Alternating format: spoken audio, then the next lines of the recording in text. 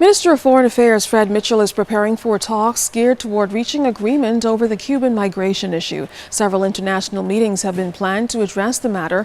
Minister Mitchell also held a press conference today, and he answered opposition criticism.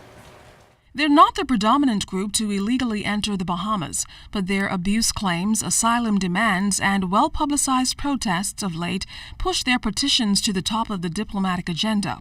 Now, Foreign Affairs Minister Fred Mitchell and designated technical groups will spend the next several days in talks about Cuban migration policy. I leave for Washington tomorrow for meetings at our embassy there and at the State Department. I shall also visit the United Nations mission to the Bahamas in New York and then our consulate in Atlanta, and I'll meet with the staff of the consulate in Miami on Friday.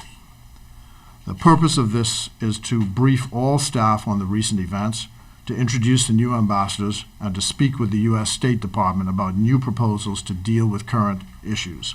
A negotiating team will leave the Bahamas as early as the coming weekend to meet with the Cuban authorities in Havana with a view to settling the modalities of how there can be a quicker turnaround of migrants to Cuba.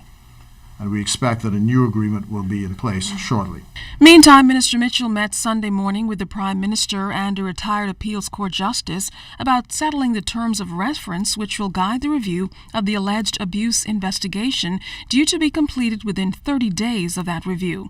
The facility at the heart of the allegations is also being addressed, which will mean the relocation of detainees. The facility is being repaired, and in a few weeks, the Ministry of Health will be supervising an effort to sanitize and paint the existing dorms. This will require those who are detained at the detention center to be housed temporarily in the prison until the sanitation is done. We are seeking to ensure that these numbers are at a minimum. And while he seeks a settlement on this matter, his criticism of the opposition lingers. Minister Mitchell called opposition leader Dr. Hubert Minnis on the Free National Movement's record as it relates to disclosures linked to the detention center. If he is so enamored of public disclosure, he must explain to us why Amnesty International was able to allege on the 20th of August this year that the report of an investigation by the then FNM government in 2009 into events at the detention center was never made public.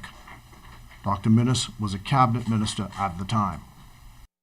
Now, Minister Mitchell says it's his view that that report should be made public, but that will be up to cabinet. Meantime, Foreign Affairs is also focused on settling diplomatic postings. The last outstanding appointment is an ambassador to China.